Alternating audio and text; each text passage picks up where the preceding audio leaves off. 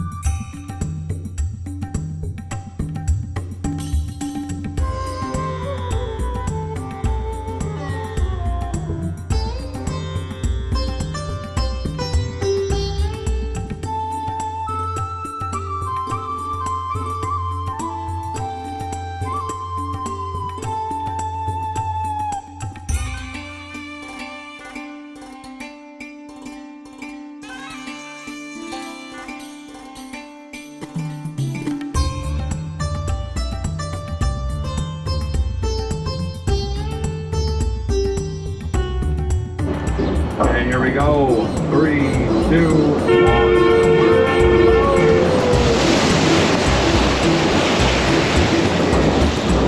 Charles River, everybody. Turn off your phone. Back.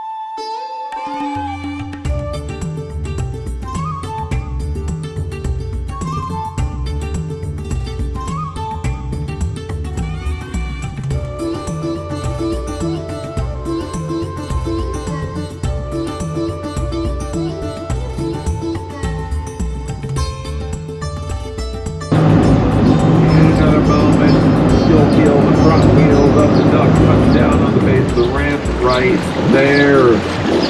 Now that's going to pull us up the ramp, out of the river. Here comes the back wheels. We are a land vehicle once again. Let's all give it up for Steve.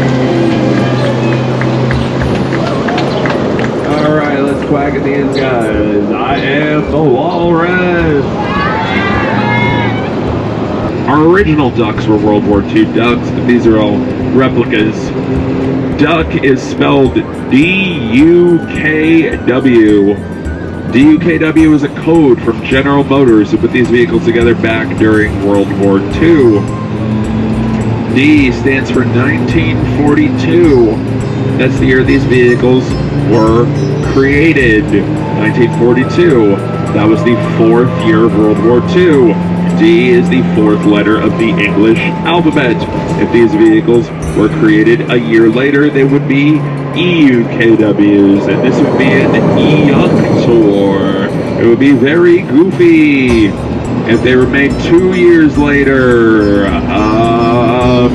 never mind. I don't want to play this game anymore. U stands for utility. These were utility vehicles, not combat vehicles that were used to transport troops and supplies to the front lines during World War II. But where I'm sitting right here now, on a World War II duck, there would have been a 50 caliber machine gun, which sometimes the traffic gets so bad here in Boston, you just kind of wish, just to get them to move, just to get them to move. K stands for front wheel drive. Very straightforward. Front wheel drive is what pulls these vehicles from the water back on the land, like you saw with Steve doing back at our ramp. It's represented as a K, because when you take a K, this is a K. Pretty good K, right? When you take a K, turn it on its side, it looks like an arrow pointing forward. Bit of a stretch. W represents the double rear wheel axles on these vehicles. That all spells out DUKW, or duck.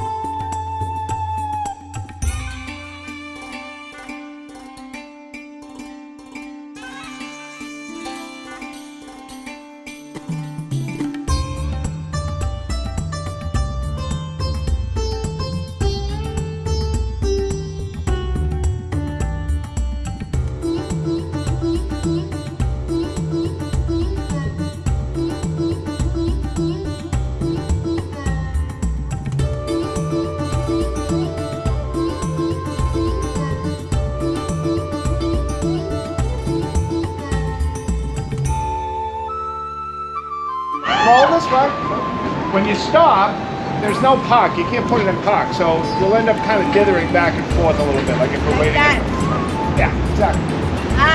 That's the stop. Yeah, try once more, moving a little bit.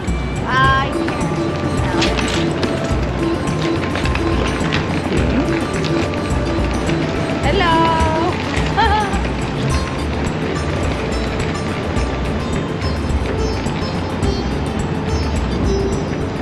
You really don't want to go backwards if you're going to go in.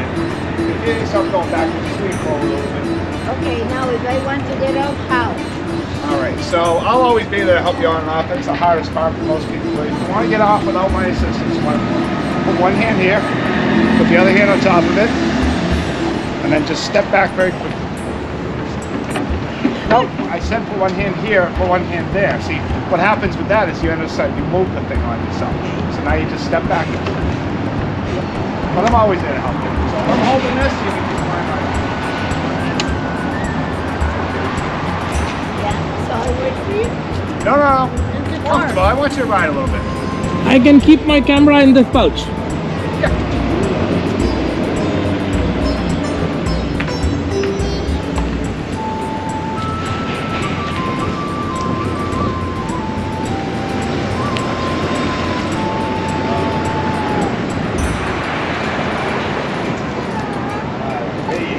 You look great. Feel comfortable?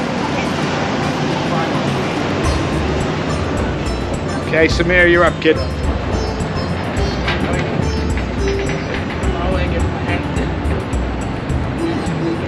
Your body.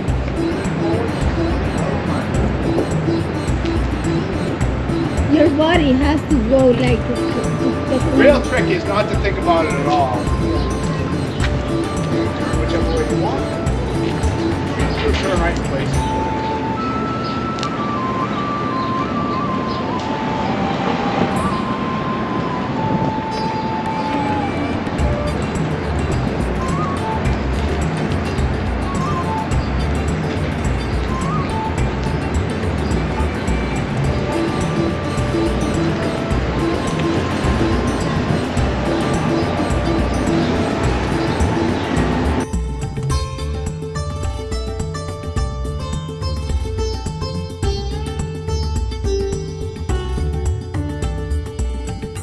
That broke away, declared independence from Great Britain. So he was the first signer of the Declaration of Independence when we left Britain. It's a pretty big deal. This was his office for 25 years, and inside is a wall safe where he stashed one of the original copies of the Declaration of Independence. If you ever see the movie National Treasure, they actually break into this joint looking for that original.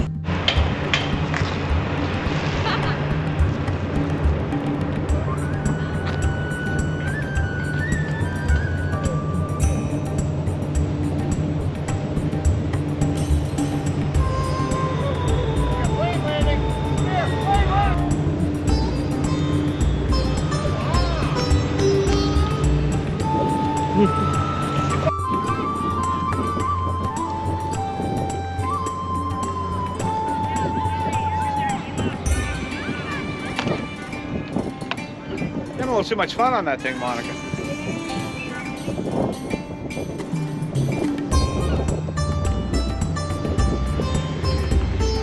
Here it's $4,000. You might be able to get views on the internet.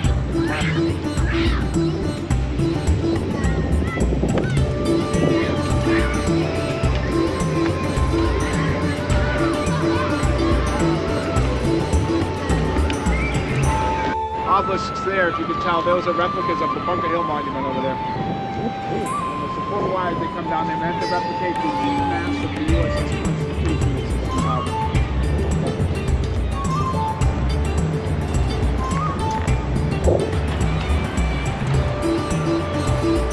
Right here, for $1.7 million, you can get a 700 square foot apartment. Wow. What's that? You want 3?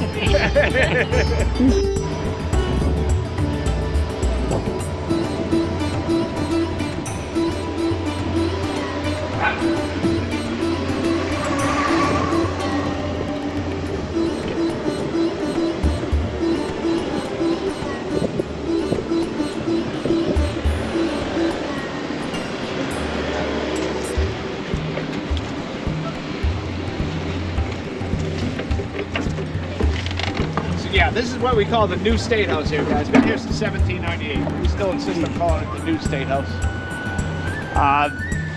The architect's a guy named Charles Bulfinch. Charles Bulfinch was he was actually the guy who the bar Cheers was named for before the TV show. Charles Bulfinch, pretty interesting. He was an architect, but he was also a land speculator. So he designed a prison over in South Boston. And then years later, he was doing some land speculating, and the market went south, and he lost all his money. He ended up going to debtor's prison in the prison he designed. It's kind of funny. He's fun. It is rarely hot. Oh, But if you go to the coast, it can get really hot. But not as hot as here or not as cold as here. You can use the same type of clothes all over the year. Oh, really? Yes. Maybe one with sweater, a very thin sweater, and a wind jacket, and you're okay. Smile.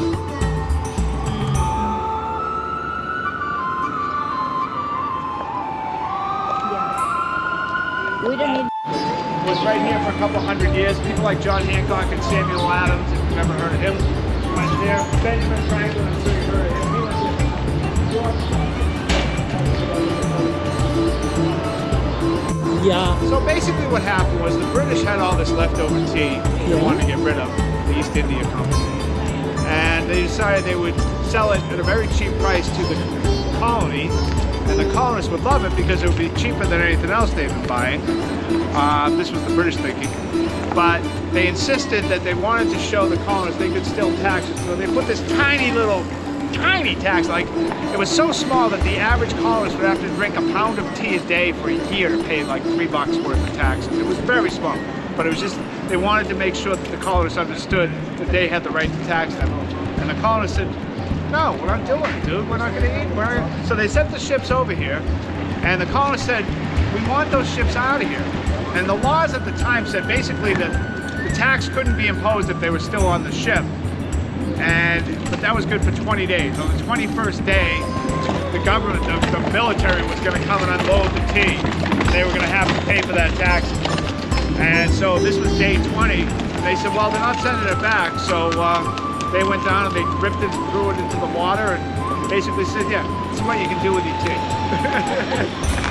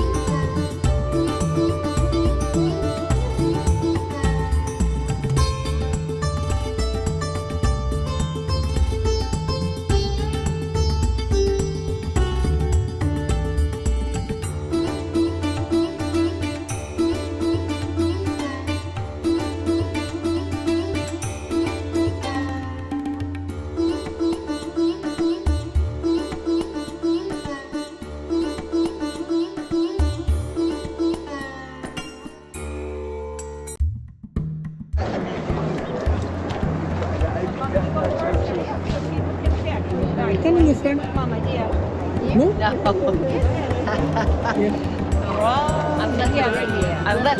I'm letting the family with children do it. Look here. No. Do you want to? I don't care. Yeah. Oh no. Friend. I could try. Yeah, probably.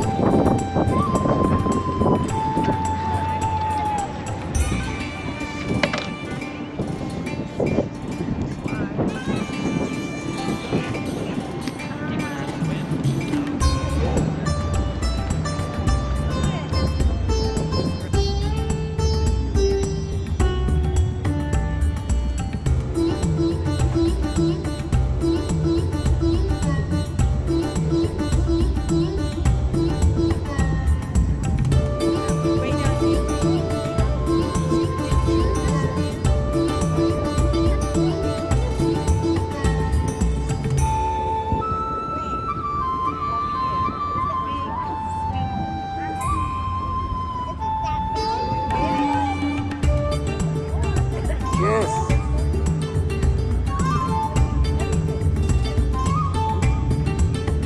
That I didn't get.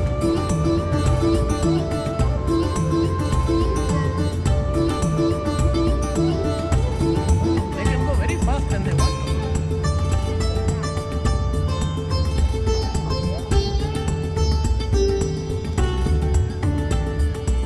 Look here.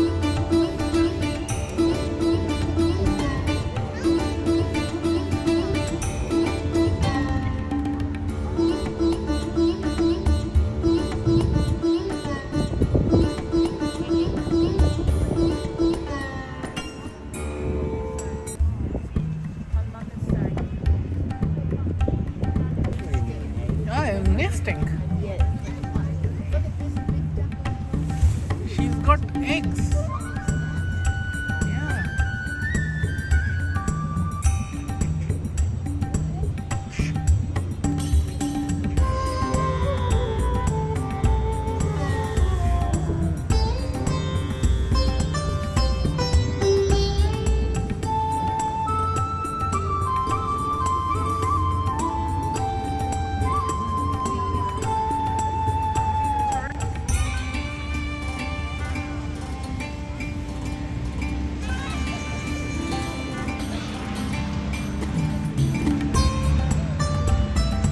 Baby, mira esa tortuga.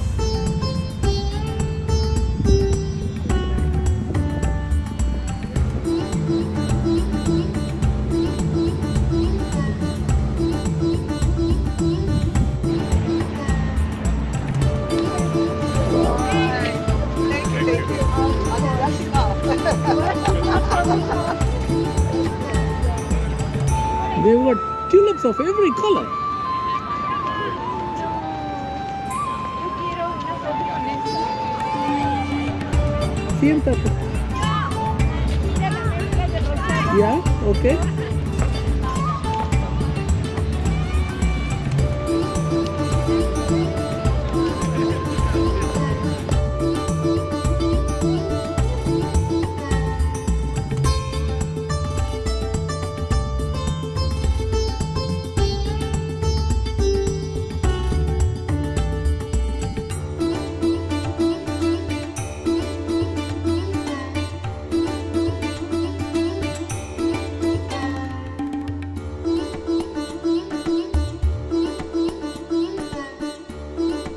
at the birth of the Republic. From the start, the United States merchant fleet is vitally important to the success of the young nation. But the unprotected ships carrying expensive cargo prove easy prey for armed vessels from Great Britain, the French Republic, and the Barbary coast of North Africa. Would to heaven we had a navy able to reform these enemies to mankind, or crush them into non-existence. President George Washington's persuasive appeals lead Congress to authorize the construction of 6 warships in 1794. And the new United States Navy begins. A genius from Philadelphia named Joshua Humphreys designs the ships. 6 frigates of a new sort, powerful enough to outfight anything their own size, fast enough to outrun anything larger. American ships built of American materials. Live oak from Georgia, white pine from Maine. Hundreds of trees felled for each ship. 6 ships built in 6 American cities. One is the frigate Constitution, named for the country's founding document and launched in Boston on October 21st, 1797. The young Navy proves its might in the War of 1812 against the strongest maritime power in the world, Great Britain. Embroiled in a global conflict with the French Empire, the British deny American vessels the right to trade freely and seize ships and sailors bound for their enemies' ports. With the rallying cry of free trade and sailors' rights, the United States declares its second war against England on June 18, 1812. 2 months later, on August 19th, USS Constitution sailors stand up to the mighty Royal Navy, changing themselves, their ship, and their country in the process. Under the command of Captain Isaac Hull, Constitution meets His Majesty's ship Guerriere off the coast of Nova Scotia. In the heat of the battle, British cannonballs bounce off Constitution's thick wooden sides. Sailor shouts, "Huzzah! Her sides are made of iron!" And the ship's nickname, Old Ironsides, is born. Guerriere's masts fall one by one. An American shot riddles her hull. British captain surrenders. 4 months later, Constitution, under the command of Captain William Bainbridge, battles HMS Java and seizes victory again. By war's end, Constitution makes history once more, when Captain Charles Stewart and his crew defeat 2 smaller British ships at once.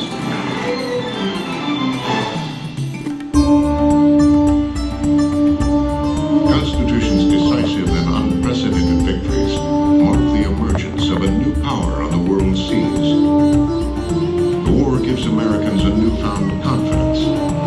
The nation's most victorious ship gains lasting devotion. Says one American newspaper, "Let us keep Old Ironsides at home. She has literally become a nation's ship and should be preserved in honorable pomp as a glorious monument of her own and our other naval victories." Ships don't live forever, whether made of wood or iron.